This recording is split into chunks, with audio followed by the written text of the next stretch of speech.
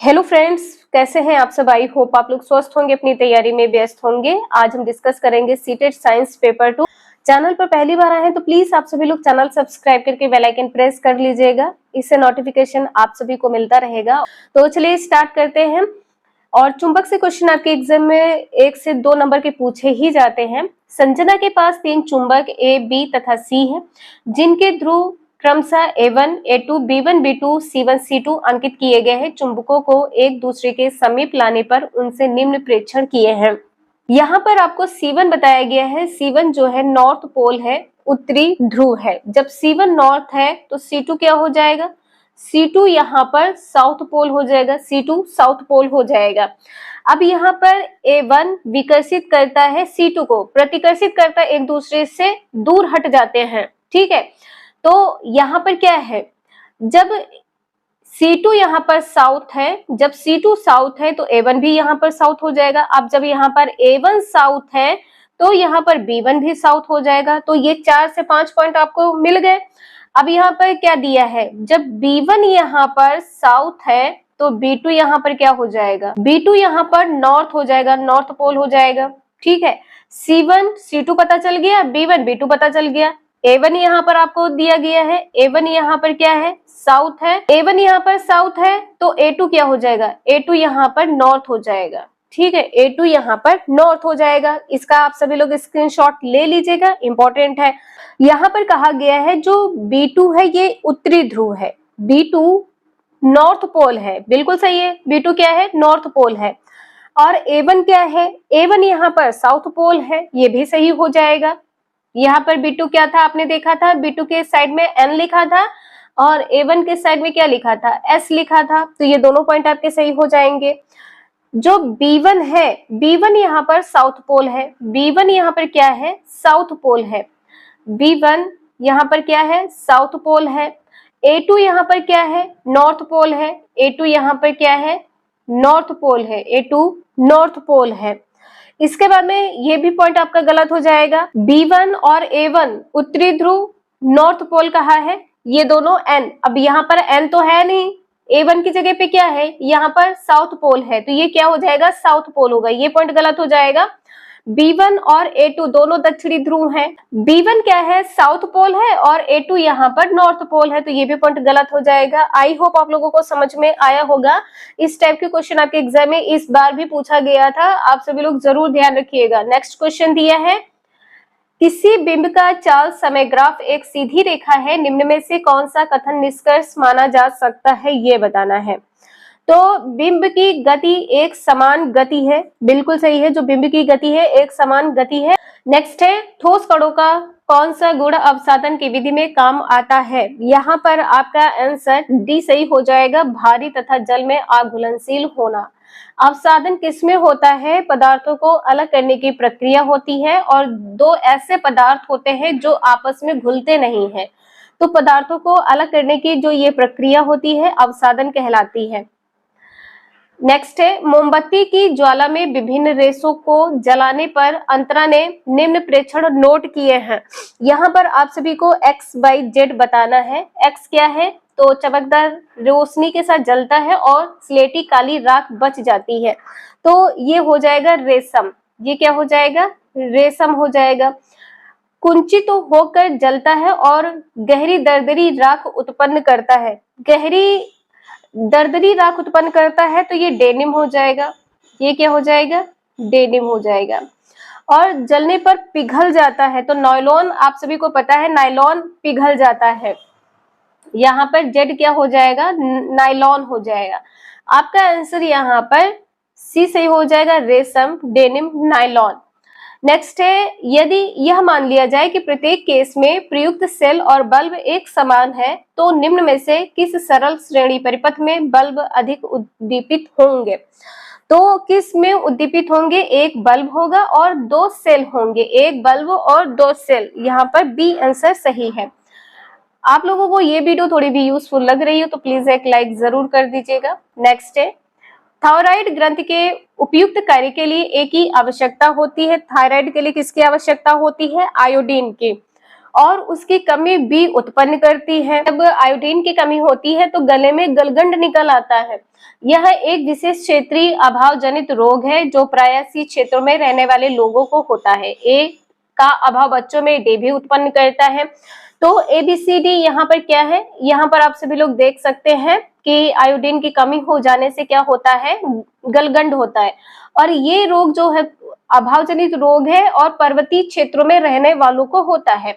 और यदि इसका अभाव हो जाता है आयोडीन का तो बच्चे में मानसिक मंदन आ जाता है। डी आंसर यहाँ पर सही है। नेक्स्ट है, अभिकथन दिया है जब सूर्य और पृथ्वी के मध्य चंद्रमा आता है तब सूर्य ग्रहण होता है। तो बिल्कुल ये आपका आंसर यहाँ पर सही हो जाएगा।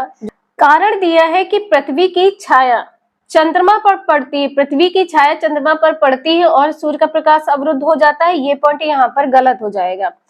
R2 है कि चंद्रमा पृथ्वी के कुछ भागों पर छाया उत्पन्न करता है और सूर्य का प्रकाश अवरुद्ध हो जाता है। प्रकाश किसका अवरुद्ध होता है, सूर्य का। और यहाँ पर क्या कहा है कि चंद्रमा पृथ्वी के कुछ भागों पर छाया उत्पन्न करता है, यहाँ पर ये सही हो जाएगा। कारण जो दूसरा है R2 यहाँ पर सही हो जाएगा। तो ए सही है। ए की सही व्याख्या कौन कर रहा है, R2। नेक्स्ट है, छाया निर्माण के विषय में निम्न में से कौन सा कथन सत्य नहीं है, ये बताना है। यहाँ पर कहा गया है कि छाया की जो लंबाई है सर्वदा बिंब की लंबाई के समान होती है, ये सत्य नहीं है। बाकी सत्य क्या है कि पीला बिंब काली छाया उत्पन्न करता है। छाया केवल अपारदर्शी बिंबों द्वारा उत्पन्न की जा सकती है। छाया का आकार प्रकाश के स्रोत तथा बिंब के बीच की दूरी पर निर्भर करता है, जो सत्य नहीं है। वो सी आंसर सही हो जाएगा। क्वेश्चन में कोई डाउट हो तो प्लीज आप सभी लोग कमेंट करके जरूर बता दीजिएगा। नेक्स्ट है, निम्न कथनों को पढ़िए और सही विकल्प चुनिए। अभिकथन यहाँ पर दिया है और आपको बताना है यहाँ पर क्या सही होगा। रेगिस्तानी पौधों में रंध्र प्रायः पत्तियों की सतह और गूदेदार तने पर उपस्थित होते हैं। कारण क्या दिया है कि पत्तियों में रंध्र की स्थिति पौधों में वाष्पोत्सर्जन की दर को प्रभावित करती है। तो यहाँ पर कारण आपका सही है। ठीक है, यदि आप सभी लोग टेक्स्ट बुक में क्वेश्चन देखेंगे तो यहाँ पर आप सभी लोग बी आंसर पाएंगे। और यदि आप सभी लोग कहीं पर भी सर्च करके पढ़ रहे हैं तो आपका आंसर यहाँ पर डी बताया गया है, और जो कि बिल्कुल सही है। जो पत्तियों में रंध्र की स्थिति होती है ये पौधों में वाष्पोत्सर्जन की दर को प्रभावित करती है। आंसर यहाँ पर कारण आपका आर सही है। तो आर सही है किंतु ए यहाँ पर गलत बताया गया है। इसके बाद में है, पौधों का मादा जननांग X कहलाता है। इसके 3 भाग हैं जिसमें मुख्यतः Y परागकणों के लिए ग्रहणशील सतह है, Z में निषेचन होता है। तो देखिए मादा जननांग कहा है तो स्त्री केसर होगा, पुंकेसर होगा नहीं। CD पॉइंट यहाँ पर कट हो जाएंगे। अब यहाँ पर क्या कहा है कि X कहलाता है, स्त्री केसर कहलाता है। 3 भाग होते हैं, ठीक है, जिसमें Y परागणों के लिए ग्रहणशील है। तो ये Y क्या हो जाएगा, वर्तिकाग्र हो जाएगा, और जेड यहाँ पर बीजांड हो जाएगा। ए आंसर यहाँ पर सही है। नेक्स्ट है, निम्न सारणी में दी गई सूचना के आधार पर कोशिका के प्रकार की पहचान करिए। यहाँ पर आपको पहचान करना है। मानवों में पाया जाता है लेकिन उसमें केंद्रक नहीं है, तो ये क्या हो जाएगा, आरबीसी हो जाएगा।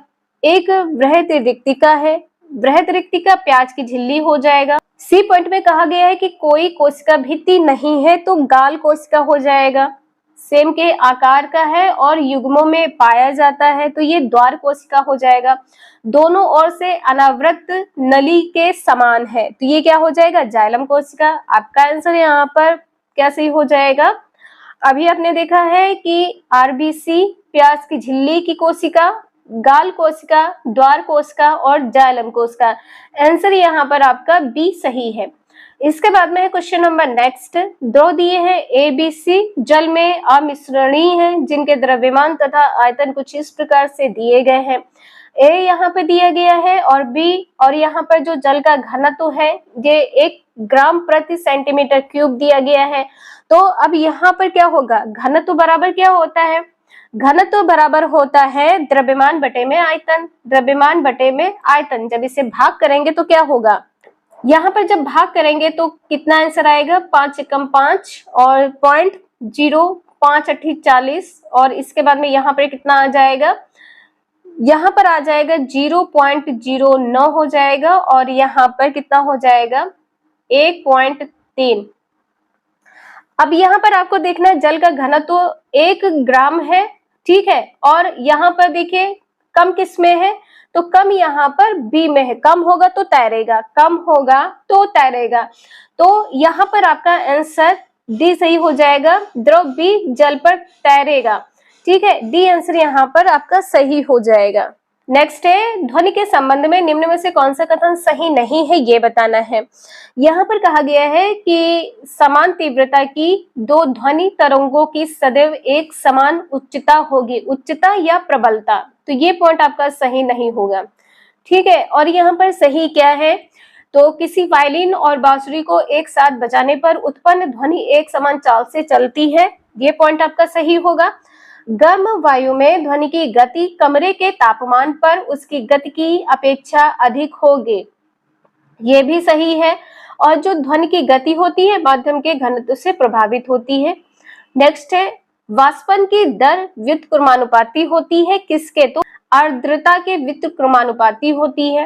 नेक्स्ट है यहाँ पर ये क्वेश्चन आपका इस बार भी पूछा गया था कि धातु ए बी, जो धातु ए धातु बी को उसके लवड़ी विलयन से विस्थापित कर देती है, किंतु सी को उसके लवड़ी विलयन से विस्थापित नहीं कर पाती है। अब यहाँ पे देखिए क्या कहा है कि जो ए धातु है बी को विस्थापित कर देती है, ठीक है, लेकिन सी को विस्थापित नहीं कर पाती है। धातु बी डी को उसके लवड़ीय विलयन से विस्थापित कर देती है, बी क्या करती है डी को विस्थापित कर देती है। निम्न में से कौन सा क्रम धातुओं की क्रियाशीलता का सही क्रम दर्शाता है या दर्शा रहा है, तो आपका आंसर यहाँ पर सी सही हो जाएगा। ध्यान दीजिएगा जो धातु ए है धातु बी को उसके लवड़ीय विलयन से विस्थापित कर दे रहा है, मतलब धातु यहाँ पर ए बड़ा होगा। और यहाँ पर क्या कहा है कि धातु सी को उसके लवड़ी विलयन से विस्थापित नहीं कर पाता है, ठीक है, कौन नहीं कर पाता है, ए नहीं कर पाता है, तो सी यहाँ पर बड़ा हो जाएगा। बी धातु डी को उसके लवड़ी विलयन से विस्थापित कर देता है, बी धातु जो है डी को विस्थापित कर देता है, तो बी यहाँ पर बड़ा हो जाएगा, तो आपका आंसर यहाँ पर सी सही है। क्वेश्चन नंबर नेक्स्ट है और यहाँ पर आपको बताना है क्या सही होगा। एक धातु जो दो रूपों में पाई जाती है, दो रूपों में कौन सी धातु पाई जाती है, तो ये क्या हो जाएगा कार्बन, ये हो जाएगा कार्बन। एक धातु अधातु जो कमरे के तापमान पर द्रव है, कमरे के तापमान पर द्रव है, तो ये क्या हो जाएगा ब्रोमीन, ठीक है, यहाँ पर क्या हो जाएगा ब्रोमीन, यहाँ पर ब्रोमीन हो जाएगा।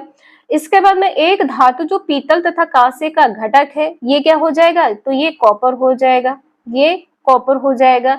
एक अधातु जो जल को रोगाणु मुक्त करने में प्रयुक्त होती है, तो आप सभी को पता है ये क्लोरीन हो जाएगा, यहाँ पे क्या हो जाएगा क्लोरीन हो जाएगा।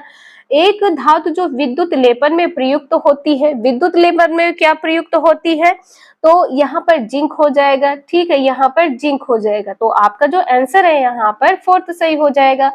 थर्ड है फोर्थ, फिफ्थ, फर्स्ट और सेकंड। नेक्स्ट है मानवों के सिराओं के संदर्भ में निम्न में से कौन सा कथन सही है ये बताना है। तो यहाँ पर क्या होगा, देखिए जो सिरा है इसकी भित्ति मोटी नहीं पतली होती है, बी पॉइंट यहाँ पर गलत हो जाएगा, ठीक है, बी पॉइंट गलत है। ये अधिकतर हृदय की ओर कार्बन डाइऑक्साइड रुधिर ले जाती है, ये सही है। इनके कपाट होते हैं जो रुधिर को एक दिशा में प्रवाहित करते हैं, ये भी सही है। ये त्वचा के नीचे पृष्ठ पर अवस्थित होती हैं, ये भी सही है। तो सही क्या है, ए, सी और डी, ये तीनों पॉइंट यहाँ पर सही हो जाएंगे। नेक्स्ट क्वेश्चन है विषाणु के संबंध में निम्न में से कौन सा कथन सत्य है ये बताना है। तो ये स्वतः प्रजनन कर सकते हैं, नहीं, ये पॉइंट गलत हो जाएगा। ये परपोषी यहाँ पर लिख लीजिएगा, ये परपोषी कोशिकाओं से पोषण प्राप्त करते हैं, ये सही हो जाएगा। इनमें कोश की संरचना नहीं होती है, ये भी सही है। तो सही क्या है, बी और सी पॉइंट यहाँ पर आपका सही हो जाएगा। नेक्स्ट क्वेश्चन है निम्न में से कौन से जल जनित जीवाणु रोग है, तो आप सभी को पता है टाइफॉइड है और हैजा है। नेक्स्ट है निम्न में से कौन सा अनुकूलन जलीय पौधों की जल पर तैरते रहने में सहायता करता है, तो 80 का आंसर यहाँ पर ऐसे ही हो जाएगा, पौधों के तनों में बड़े छिद्रों का होना। ठीक है, ये आपके जितने भी इम्पोर्टेंट क्वेश्चंस हैं यहाँ पर कंप्लीट होते हैं और आप सभी लोग इस चैनल पे कंटिन्यूटी जरूर बना के रखिएगा। जो भी इम्पोर्टेंट क्वेश्चंस लगते हैं कि आपके एग्जाम में आने की संभावना है, एग्जाम से पहले आप सभी को कवर करवा दिए जाएंगे। तो मिलते हैं नेक्स्ट क्लास में। आई होप आप लोगों को समझ में आया होगा। अगर आप लोगों को ये वीडियो थोड़ी भी यूजफुल लगी हो या आप लोगों को थोड़ा भी समझ में आया हो तो प्लीज एक लाइक कर दीजिएगा। Thank you for watching this video.